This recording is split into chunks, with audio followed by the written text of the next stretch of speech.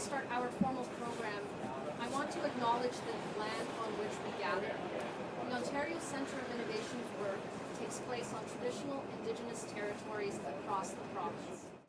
We begin today by acknowledging the traditional territories of Indigenous peoples and their commitment to stewardship of the land. And we acknowledge the communities in circle. The north, west, south, and eastern directions, and Haudenosaunee, Huron-Wendat, Anishinaabeg, Chippewa, and the Mississaugas of the Credit peoples. We share responsibility with the caretakers of this land to ensure the dish is never empty and to restore relationships that are based on peace, friendship, and trust. We are committed to reconciliation, partnership, and enhanced understanding. I want to thank and acknowledge the Honourable Vic Fedeli for continuously driving innovation forward in Ontario. I would like to acknowledge and thank Mr. Lumsden for being here today, as well as Sabrina and the entire Pharaoh team for hosting us at their modular hospital, which will be deployed very shortly to Winnipeg for installation at a customer site. I would also like to acknowledge all of our partners that are here today with us. Last November, Minister Fedeli announced the Life Sciences Innovation Fund, LSIF. The Life Sciences Innovation Fund supports early-stage companies in the human health-related life sciences and healthcare technology sectors. It targets investment into Ontario-based startup companies that are raising pre-seed and seed investments. LSIF co-invests up to $500,000 in life sciences startups to help make early-stage investments less risky and attract private sector co-investments to help scale up made-in-Ontario solutions for global markets. OCI works with partners across Ontario's life sciences ecosystem to identify opportunities with the highest potential for successful commercialization and the biggest impact on patient and healthcare outcomes, maximizing the benefit and the return on innovation for Ontarians. And I am very happy to be here today to invite Minister Vic Fedeli, Minister of Economic Development, Job Creation and Trade, to talk about and announce some of the exciting new developments that have happened since his announcement last November. Minister Fedeli, please welcome.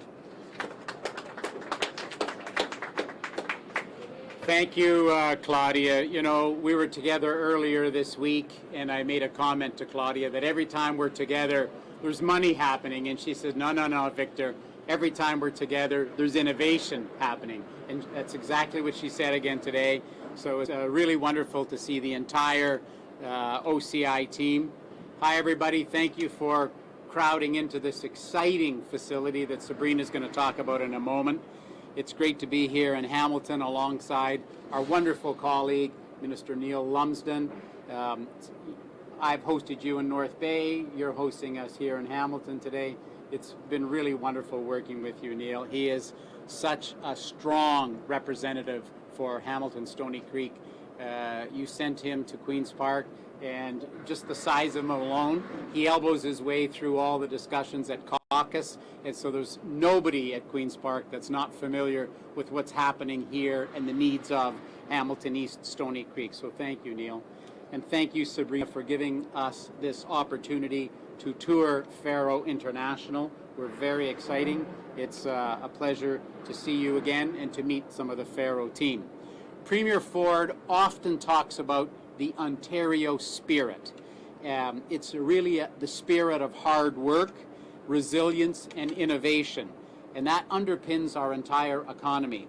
And Pharaoh's commitment to excellence and innovation absolutely exemplifies that spirit. We can never forget Pharaoh and their ingenuity, quick thinking during the pandemic. By transforming shipping containers into portable operating rooms and ICUs, Pharaoh added important health infrastructure right at the time that Ontario needed the most. So thank you, Sabrina, for that. You know, in our province, we have a long history of innovation and leadership in the life sciences sector. We discovered insulin. We developed the first cardiac pacemaker. We detected the gene that causes cystic fibrosis. And now we are using stem cells to stop and potentially cure diseases. Now locally, Hamilton has fostered innovation as the first location where antiseptic surgery was conducted in the late 1800s. So go Hamilton. Now I've got a personal story that talks to you about yet another Canadian first, that half of it happened here in Hamilton and the other half happened in my hometown of North Bay. I was mayor at the time, and Hamilton and North Bay were involved in the world's first telerobotic surgery, where the surgeon was here in Hamilton with his hands inside the robot. The patient was in North Bay being operated on. I was in the gallery watching it. I don't want to tell you any more about the story, but you needed a fairly strong stomach to watch that if you weren't expecting to see the actual surgery being performed live on a patient. It was quite a sight, but nonetheless, it was the world's first telerobotic surgery using Ontario innovation here in Hamilton. So we obviously want to build on that success, and we want to see companies like Pharaoh continue to grow and share their Ontario-made solutions right around the world. So it's an honor to share that our government, through the Ontario Centre of Innovation, is investing $3 million today to help each of these companies that we're going to talk about. We're going to help them advance innovation healthcare solutions. Now, this comes from our $15 million Life Sciences Innovation Fund that Claudia talked about a moment ago. So we have Pharaoh, Inventor MD, Juniper Genomics, Mimosa Diagnostics, Keep Labs, and GotCare. These are the first 6 companies to receive support through this new Life Sciences Innovation Fund. Each company will receive $500,000 to further develop made in Ontario life sciences innovations and bring these products to market at home and around the world. Now, our $3 million will be matched by over $12 million in private sector investments. That's a fabulous 4-to-1 return on any dollar. So to you all and your companies, you're part of a really growing life sciences sector. We can't wait to see what you all achieve. Now, last year our government released Taking Life Sciences to the Next Level, and that's Ontario's first life science strategy in over a decade. In this strategy, we laid out our really ambitious goals, including doubling venture capital investment in Ontario's life sciences sector to $750 million by 2030. And we have a plan, and thanks to companies like the 6 of you here, we're delivering, you're delivering on that plan. There are now over 70,000 people working in life sciences in over 1,900 companies here in Ontario. And those numbers will continue to grow.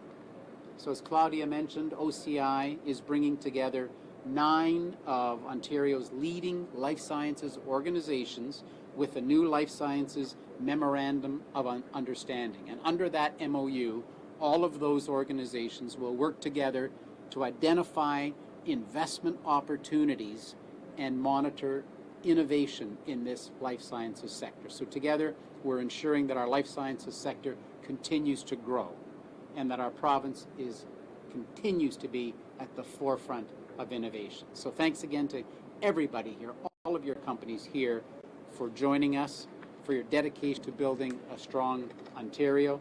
We look forward to your continued growth. And now it's a great pleasure to pass the microphone over to my friend and colleague, Minister Neil Lumsden.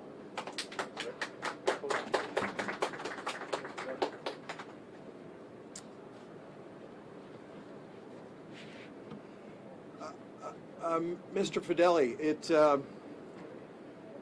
a pleasure to follow you, and I don't say that often.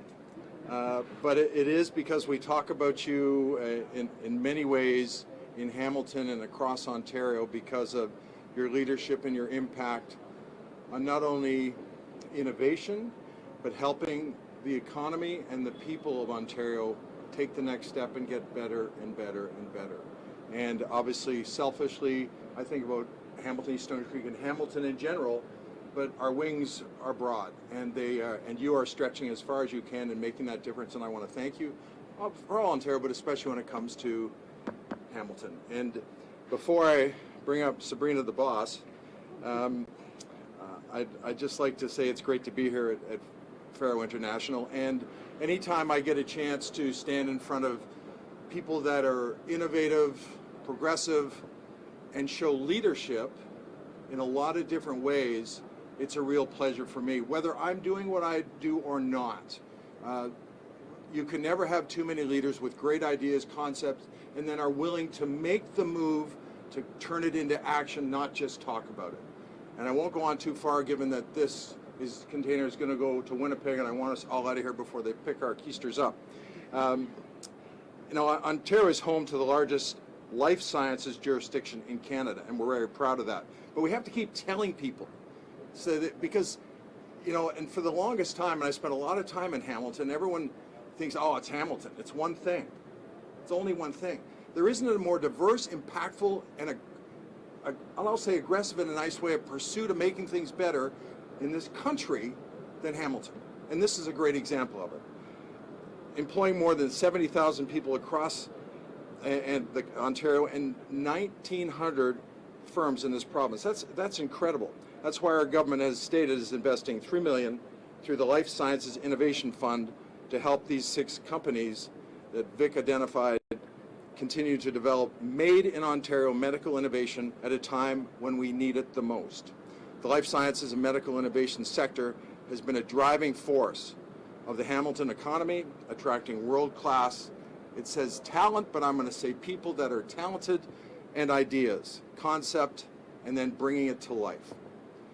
With leading global medical institutions that call Hamilton home, and there are a lot, this is the right place to come and turn new ideas into reality, right here, as I speak. Congratulations to the 6 recipients. Ontario is and will continue to be a competitive life sciences market, and that you can take to the bank. And I look forward to the great work everyone is going to do, continues to do, and be proud to brag about what goes on here in Ontario, but specifically in Hamilton. And I'm never short about getting my opportunities to talk about how great Hamilton is, and you've just given me another 6 layers on this cake to brag about. Thank you to Minister Fedeli, thank you to everyone in the room, and now it's time for the boss. Sabrina, you're on. Thank you, Minister Lumsden, for the kind introduction. I'd like to start by thanking the provincial government, specifically the Ministry of Economic Development, Job Creation and Trade, as well as Minister Fedeli, Minister Lumsden, and Minister Lumsden for supporting Pharaoh's innovations. I would like to sincerely thank the team at Ontario Centre of Innovation, Life Sciences Innovation Fund, including Claudia Kriviak, OCI's President and CEO, Michael Jones, who's in the room, Manu Kalia, Mandeep Singh Rial, and Alicia Pereira, who were really a pleasure to work with during the process. Last but not least, I'd like to thank the entire Pharaoh family, including our board of directors and our executive team, many of who are here today. I'd like to congratulate our fellow recipients whose Made in Ontario cutting-edge solutions will help, alongside Pharaoh, accelerate life sciences ecosystem in Ontario to new heights. We at Pharaoh are humbled and honored to be part of this exemplary group, and we look forward to hearing how each of the recipients will excel with this important funding. Pharaoh's mission is to bring state-of-the-art, sustainable, and cost-effective infrastructure to the most vulnerable people around the world. Pharaoh manufactures buildings in a modular way, off-site of a traditional construction site. Pharaoh's focus is on healthcare and building healthcare capacity here at home. Pharaoh is a leader in building hospital-grade modular healthcare infrastructure, which incorporates telemedicine using our proprietary technology. We're proud that our team here today successfully manufactured a 5,200 square foot modular outpatient clinic built to code in approximately 7 months. With this building, a Canadian city hospital will be able to close down and renovate its much needed emergency department, placing patient care in Pharaoh's state-of-the-art clinic. We look forward to building additional capacity in our great province and across the country. Currently, Pharaoh is exploring projects to build modular renal dialysis capacity, diagnostic clinics for long-term care, surgical backlog centers, mini hospitals, clinics, and more. Pharaoh primarily services the healthcare industry, and its healthcare solutions can also be deployed to Indigenous and remote communities, areas hard hit by natural disasters, wars, and other major crises. As this is not just a local or Canadian issue, with natural disasters and wars, for example, taking place throughout the world, Pharaoh's solution is one that can be easily deployed around the globe. Pharaoh has the ability to represent Canada by providing a best-in-class, made-in-Canada healthcare solution, further progressing Canada's position on the world stage. As many of you know, Pharaoh is a female-led company, and female-led makes it even more difficult to raise money in an already difficult financing environment. PitchBook's Venture Monitor reported that female-founded startups accounted for only 2.3% of global venture funding in 2020 and 2.4% in 2021. By 2022, the number had dropped to 1.9%. Despite the fact that startups founded and co-founded by female entrepreneurs achieved 50% higher revenue with 50% less funding compared to male-founded startups, according to the Boston Consulting Group. Given the challenges that female-founded and female-run companies face in raising capital, this investment in Pharaoh is especially significant to us. And we are extremely grateful to have been selected as one of the 6 life sciences companies who will develop and bring to market Made in Ontario healthcare innovations. While we did go through a very rigorous review process with the OCI team, we appreciated the advice and assistance received from the Ontario Centre of Innovation representatives, as this helped us to fine-tune our business offering and focus on our capital raising activities. Funding will be used to advance Pharaoh's product offering and provide the jumpstart to achieving its strategy. The approval of the investment is the start of what we believe to be a long and fruitful partnership, and we look forward to continuing to work with OCI and the rest of the Ontario team. Pharaoh has grown significantly to date, and this level of growth can only be achieved with a fantastic team. I can honestly say that our team has been the best team that I've ever worked with, and I'm so grateful to all of our members here today. For me, people are the heartbeat of a company and a company's greatest asset. And with great people, you can achieve great things. I would like to thank the entire immediate and extended Pharaoh family that are here today.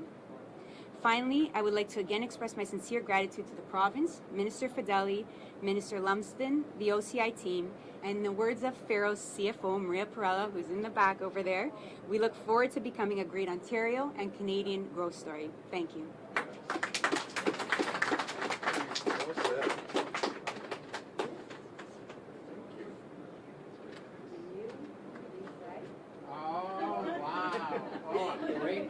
Great new yellow tie. Oh, wow. I'll make sure it wears that, by the way.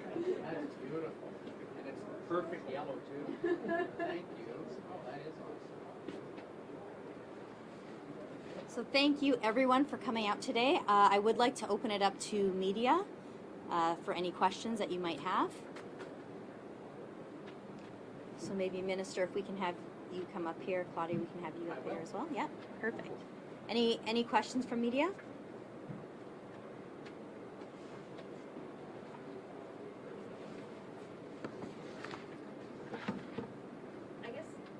I'm Lisa Gillespie from CHML. So just asking for kind of a breakdown of the funding in terms of how much Pharaoh itself is receiving, and then how much each of the other companies are receiving.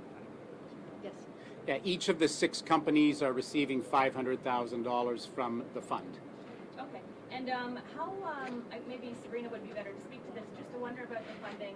How would that, how does that kind of support what you're doing, and how many, like, I know we've been told that this one's going to be going out to Winnipeg, so how many in total do you make on a regular basis? If you want to go to the point. Sure. So the funding will help us hire more people, buy capital assets, and continue to expand as a company. We're growing very rapidly, and so our capacity is growing more and more.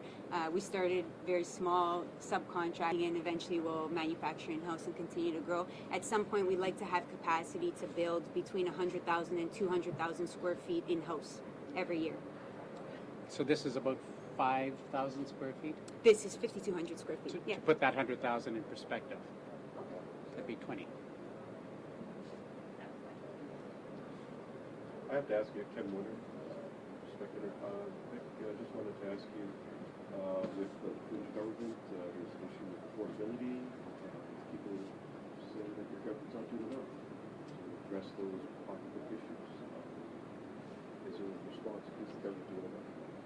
Well, you can always do more. That's certainly acknowledged. But when you've got a province or a country that has a carbon tax, that carbon tax continues to raise the price of gasoline at the pumps, whereas we've put a 10-cent reduction in the tax at the pumps. So that's how that's one of our approaches to tackling affordability. You know, to imagine that you can put a carbon tax in that raises the price of gasoline and not have it affect farmers, families, and businesses, that just doesn't work. So that, you know, that's why we continue to fight for fairness and fight hard against the carbon tax. There is no such thing in the United States, so it makes it very hard for our businesses. That carbon tax adds price at the pumps. It hurts our farmers. So everything you're wearing, everything you buy, every vegetable you buy, everything is more expensive because of the carbon tax. So that's why we continue to fund our child care tax credits, our senior tax credits, doubling the gains for seniors, the guaranteed annual income. That's why we remove things like tolls. That's why we take things like the VAL tags, the cost of those off of cars. Every single lever that the government can pull on to lower costs for families is what we're working on. Food prices, I mean, that seems to be the biggest issue. I know inflation is leading to it, but is there any ways to mitigate that? Again, when you have a carbon tax that every farmer is paying more for the growing of their products, and then the transportation of their products, it can be no surprise then that carbon tax has a direct and absolute impact on the cost of food. So we continue to fight that at every possible level. There being no further questions, this concludes the meeting. Thanks everybody for being here. This was really wonderful.